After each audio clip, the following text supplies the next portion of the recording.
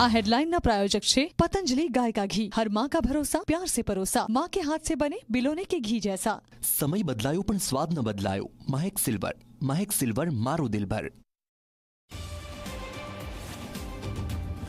राज्य में वरसादी माहौल यथावत। अमरेली राजकोटना जसदण में धमाकेदार वरसाद। सवारथी 42 तालुका में पड्यो वरसाद। अमदावाद में पण मेघावी माहौल।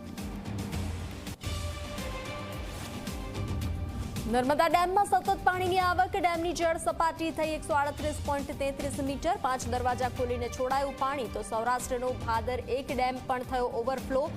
10 दरवाजा खोलीने छोड़ायु पानी। सूरत में रोगचाळा ने काबू में लेवा तंत्र निष्फळ। ताव और उल्टीना कारणे वधु 2 ना मौत। 11 मासना बाळक और 48 वर्षीय व्यक्तिનું मृत्यु।